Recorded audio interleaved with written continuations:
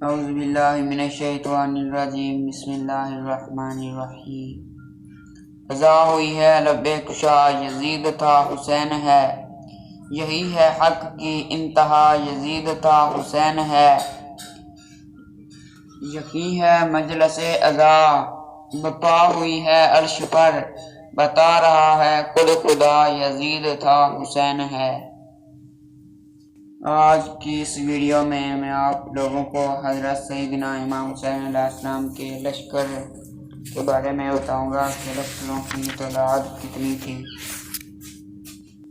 اور یہ بھی بتاؤں گا کہ حضرت امام حسین علیہ السلام کو پیاس کیوں لگی، اور دریائے فرات پر شمر نے کیا کیا۔ حضرت سیدنا امام حسین علیہ السلام ابھی اپنے جانثاروں اور اہل بیت و اطہار کے ہمراہ نماز فجر کی ادائیگی میں مشغول تھے کہ عمر بن سعد نے اپنے لشکروں کی صف بندی شروع کر دی۔ عمر بن سعد کا لشکر 80,000 نفوس پر مشتمل تھا، اور اس نے شمر ذی الجوشن کی قیادت میں 20,000 کا لشکر میمنہ پر مقرر کیا، اور قلی بن یزید کی قیادت میں 20,000 کا لشکر میسرہ پر مقرر کیا، اور پھر سواروں اور پیادوں کے بھی علیحدہ سالار مقرر کیے۔ سواروں کی قیادت عروہ بن قیس کر رہا تھا، جبکہ پیادوں کی قیادت شیس بن ربیع کر رہا تھا، جبکہ لشکر کا علم عمر بن سعد نے اپنے غلام ورید کو دیا۔ حضرت سیدنا امام حسین علیہ السلام نماز فجر سے فارغ ہوئے تو آپ نے بھی اپنا لشکر ترتیب دیا، اور آپ علیہ السلام کے لشکر میں 32 سوار تھے، جبکہ 40 پیادے تھے۔ آپ علیہ السلام نے ان کی صف بندی فرمائی، اور میمنہ ظہیر بن قیس رضی اللہ تعالی عنہ کی سربراہی میں 20 جانثار تعینات فرمائے، جبکہ میسرہ پر حبیب بن مظاہر رضی اللہ تعالی عنہ کی سربراہی میں 20 جانثار تعینات فرمائے، جبکہ لشکر حسینی کا علم اپنے بھائی حضرت عباس رضی اللہ تعالی عنہ کو عطا فرمایا، اور حکم دیا کہ جو خندق کھودی گئی تھی اس میں آگ جلا دی جائے تاکہ دشمن پیچھے سے حملہ نہ کر سکے۔ حضرت سیدنا امام حسین علیہ السلام کی کوفہ روانگی کا علم جب عزیزوں رشتہ داروں کو ہوا تو انہوں نے آپ علیہ السلام کو کوفہ جانے سے روکنے کی کوشش کی۔ حضرت عبداللہ بن زبیر رضی اللہ تعالی عنہ نے کہا کہ کوفہ والے اگر آپ کے حامی ہیں تو وہ یہاں آ کر آپ کی مدد کریں، آپ یہاں رہ کر اپنی خلافت کا اعلان کریں۔ آپ علیہ السلام نے فرمایا کہ میں مکہ مکرمہ میں خون ریزی نہیں چاہتا۔ حضرت عبداللہ بن عباس رضی اللہ تعالی عنہ نے کہا کہ اگر عراق والے آپ کے حامی ہیں تو پہلے وہ ملک شام پر قبضہ کریں۔ وہ آپ کو ناحق لڑائی میں جھونکنا چاہتے ہیں، اور وہی سلوک آپ کے ساتھ کرنا چاہتے ہیں جو انہوں نے آپ کے والد بزرگوار اور بھائی سے کیا تھا۔ آپ علیہ السلام نے اس عذر کو تسلیم نہ کیا، اور قریباً 4 ماہ مکہ مکرمہ میں قیام کے بعد کوفہ کی جانب روانہ ہوئے۔ حضرت سیدنا امام حسین علیہ السلام نے مکہ مکرمہ سے رخصتی کے وقت یہ خطبہ دیا: موت اولاد آدم علیہ السلام کے لیے لازم ہے، اور یہ مومن کے لیے باعث زینت ہے جس طرح عورت کے گلے میں ہار۔ مجھے اپنے بزرگوں سے ملنے کا شوق ہے، اور یہ شوق حضرت یعقوب علیہ السلام کی طرح ہے جس طرح وہ حضرت یوسف علیہ السلام سے ملنے کے مشتاق تھے۔ میرے لیے مقتل تیار کیا گیا ہے جسے میں دیکھوں گا، اور اب بھی دیکھ رہا ہوں۔ جنگل کے بھیڑیے مجھے چیڑ رہے ہیں اور مجھ سے اپنے شکم بھر رہے ہیں۔ جو بات لوح محفوظ میں لکھ دی گئی ہے اس سے کوئی نہیں بچ سکتا۔ ہم اہل بیت بھی اللہ عز و جل کی رضا میں راضی ہیں اور اس آزمائش پر صبر کرنے والے ہیں۔ وہ یقیناً ہمیں اس کی جزا عطا فرمائے گا۔ حضور نبی کریم صلی اللہ علیہ وآلہ وسلم سے ان کی آل دور نہیں ہوگی اور ہم جلد جنت میں ملنے والے ہیں۔ جو ہمارے لیے اپنی جان قربان کرے گا وہ اپنے نفس کو حق سے ملنے پر آمادہ کر چکا ہے۔ حضرت سیدنا امام حسین علیہ السلام کے کوفہ روانگی کی خبر جب ابن زیاد کو پہنچی تو اس نے جاسوسی کا نظام سخت کر دیا اور حضرت سیدنا امام حسین علیہ السلام سے ہمدردی رکھنے والوں کو قید اور مارنا شروع کر دیا۔ حضرت سیدنا امام حسین علیہ السلام کا قافلہ جب صفا کے مقام پر پہنچا تو وہاں آپ علیہ السلام کی ملاقات عرب کے مشہور شاعر فروزق سے ہوئی۔ حضرت سیدنا امام حسین علیہ السلام جب صلبہ پہنچے تو آپ نے کوفہ کی جانب سے ایک گھڑسوار کو آتے دیکھا۔ آپ نے اسے روک کر کوفہ کے حالات دریافت کیے تو اس نے عرض کیا کہ ابن زیاد کو کوفہ کا گورنر مقرر کیا گیا ہے اور اس نے یزید کے مخالفین پر کوفہ کی سرزمین کو تنگ کر دیا ہے۔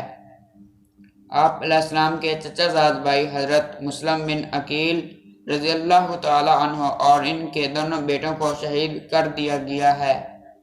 حضرت مسلم بن عقیل رضی اللہ تعالی عنہ ہانی بن عروہ رضی اللہ تعالی عنہ کے گھر مقیم تھے، انہیں بھی شہید کر دیا گیا ہے۔ حضرت مسلم بن عقیل رضی اللہ تعالی عنہ کے جتنے بھی حامی تھے وہ بھی سب شہید کر دیے گئے ہیں۔ حضرت سیدنا امام حسین علیہ السلام نے جب یہ خبر دیگر لوگوں کو سنائی تو حضرت مسلم بن عقیل رضی اللہ تعالی عنہ کی صاحبزادی حضرت حمیدہ رضی اللہ تعالی عنہا جو کہ اس قافلے میں شامل تھیں وہ رو پڑیں۔ آپ علیہ السلام نے فرمایا کہ اللہ ان ظالموں سے بدلہ لے گا اور انہیں جہنم واصل کرے گا۔ میرے بھائی مسلم کے ذمہ جو فرض تھا وہ انہوں نے بخوبی نبھا دیا۔ اب جو کچھ ہے وہ ہمارے ذمہ ہے۔ پھر آپ نے حضرت مسلم بن عقیل رضی اللہ تعالی عنہ کی بیوہ اور دیگر بچوں کو بھی تسلی دی۔ جب حضرت سیدنا امام حسین علیہ السلام زبالہ کے مقام پر پہنچے تو آپ کو اطلاع ملی کہ عبداللہ بن کثیر رضی اللہ تعالی عنہ جو حضرت مسلم بن عقیل رضی اللہ تعالی عنہ کے ہمراہ تھے انہیں بھی شہید کر دیا گیا ہے۔ ابن زیاد نے کوفہ کی جانب جانے والے تمام راستوں کی ناکہ بندی کروا دی اور اپنے جاسوس چھوڑ دیے تاکہ آپ کی آمد کا پتہ چل سکے۔ آپ علیہ السلام کو جب ابن زیاد کی ان اقدامات کی اطلاع ہوئی تو آپ نے اسے مشیت الہی سمجھ کر قبول کیا اور منزل بے منزل سفر طے کرتے ہوئے کوفہ کی جانب سفر رواں دواں رکھا۔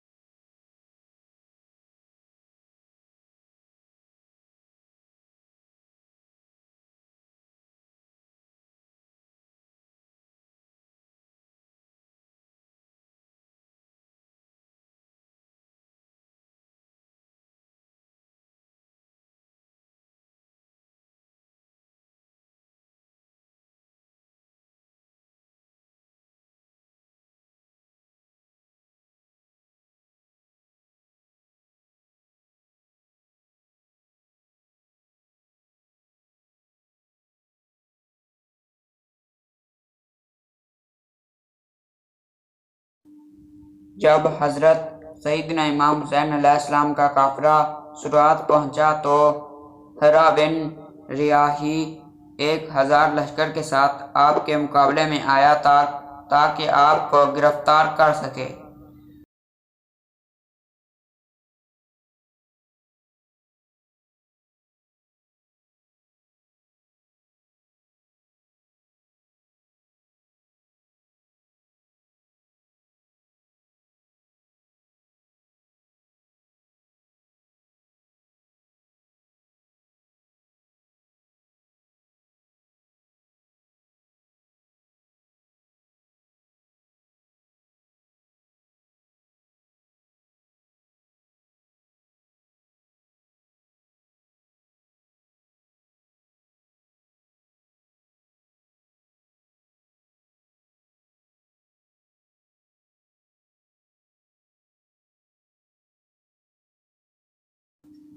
جب سرات کے صحرا میں ہرا بن ریاحی اور اس کے لشکری پیاس سے برے حال داخل ہوئے تو حضرت سیدنا امام حسین علیہ السلام نے اپنے ساتھیوں کو حکم دیا کہ انہیں پانی پلاؤ۔ حضرت سیدنا امام حسین علیہ السلام نے اس ریگستانی علاقے میں ہرا بن ریاحی اور اس کے لشکریوں سے خطاب کرتے ہوئے فرمایا کہ میں آج خود تمہاری جانب نہیں آیا بلکہ تم نے مجھے خطوط لکھ کر بلوایا اور کہا کہ ہمارا کوئی امام نہیں، ہماری رہنما فرمائیں۔ اب جب میں آ گیا تو تمہیں میرا آنا ناگوار گزرا ہے اور میں اپنی منزل کی جانب واپس لوٹ جاتا ہوں۔ حضرت سیدنا امام حسین علیہ السلام کی اس تقریر کو سن کر ہرا بن ریاحی اور اس کے لشکر نے کوئی جواب نہ دیا۔ پھر آپ علیہ السلام نے نماز کی امامت فرمائی اور ہرا بن ریاحی اور اس کے لشکریوں نے نماز ادا کی۔ نماز سے فراغت کے بعد آپ اپنے خیمے میں تشریف لے گئے اور ہرا بن ریاحی کا لشکر اپنے خیموں میں لوٹ گیا۔ پھر نماز عصر کا وقت ہوا اور اذان عصر کے بعد ہرا بن ریاحی کے لشکر نے ایک مرتبہ پھر آپ علیہ السلام کی امامت میں نماز پڑھی۔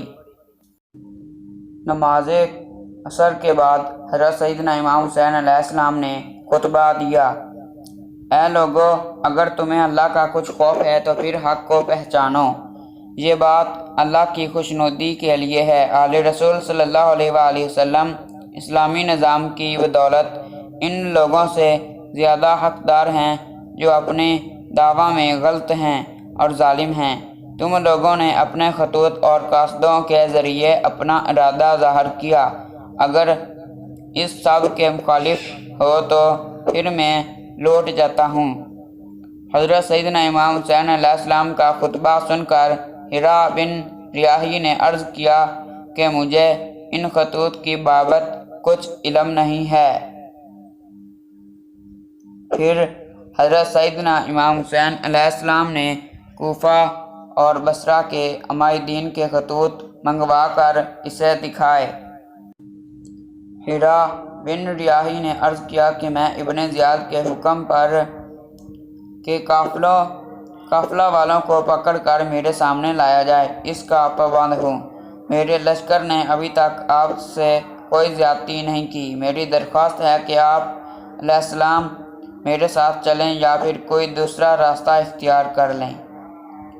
حضرت سیدنا امام حسین علیہ السلام نے اس راستے کی بابت دریافت کیا تو ہرا بن ریاحی نے آپ کو شام کے راستے پر ڈال دیا۔ چنانچہ حضرت سیدنا امام حسین علیہ السلام سرات جو کہ قادسیہ کے نزدیک تھا اور وہاں سے کوفہ نزدیک تھا کی بجائے کربلا کی جانب چل دیے، جہاں سے کوفہ کا فاصلہ قدرے دور تھا، اور حضرت سیدنا امام حسین علیہ السلام کا یہ قافلہ سفر کرتا ہوئے منزل در منزل نینوا پہنچا۔ نینوا دریائے فرات کے کنارے آباد ہے۔